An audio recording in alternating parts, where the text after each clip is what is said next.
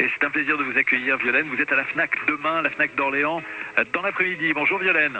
Bonjour cher Pascal. Vous venez de publier aux éditions de l'Harmattan Néfertiti, un ouvrage vraiment passionnant pour ceux qui évidemment s'intéressent à cette période de l'histoire, mais aussi pour ceux qui ne connaissent pas bien, car dans cet ouvrage, vous expliquez des tas de choses, vous faites pas mal de révélations. Est-ce que vous vouliez faire quelque chose d'exhaustif ou pas? En fait, il n'existe pas de livre d'histoire dans le monde sur Néfertiti, que les choses soient claires. Il y a des livres qui parlent de sa légende, moitié histoire, mais pas de livre d'histoire pure et surtout tenant compte des dernières découvertes.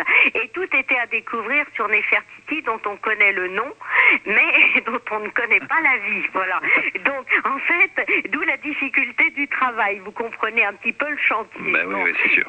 Voilà. Donc, après, le second écueil, et c'est mon habitude, je veux m'adresser à tous les publics. Parmi ces questions, il y a l'endroit où on a retrouvé sa momie. Est-ce que d'abord sa momie a été retrouvée?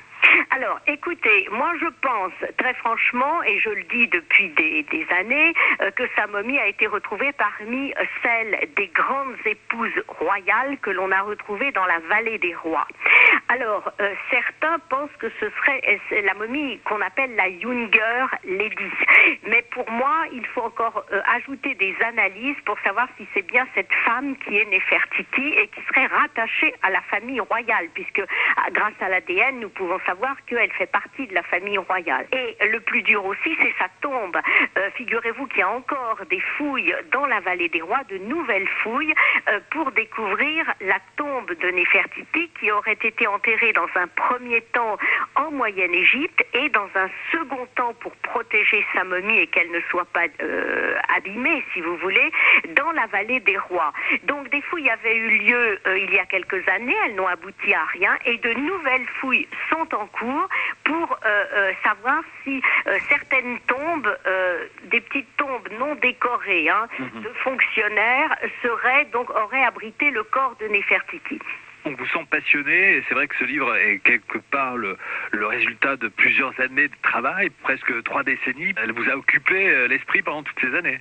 Alors oui, elle, si je puis dire, est ce qu'on appelle la 18e dynastie égyptienne. C'est la dynastie la plus brillante de l'Égypte ancienne. On y trouve Toutankhamon, Hatshepsut, les Aménophis, enfin bref. Néfertiti fait partie de cette dynastie. Et si vous voulez, Néfertiti, ou Hatshepsut d'ailleurs aussi personnage phare, il faut voir que ce ne sont pas seulement des femmes mythiques. Elles ont entraîné un tournant dans les croyances, dans la sculpture, dans l'art, dans les relations avec les autres peuples, dans la communication, dans la religion, car c'est vrai qu'on tend vers, avec des guillemets, une sorte de monothéisme qui va après beaucoup influencer Platon et qui va donner lieu évidemment à des religions purement monothéistes. Donc on est vraiment à un tournant capital de l'histoire. Et c'est à découvrir donc aux éditions de l'Harmattan, Néfertiti, révélation sur Toutankhamon et Néfertiti.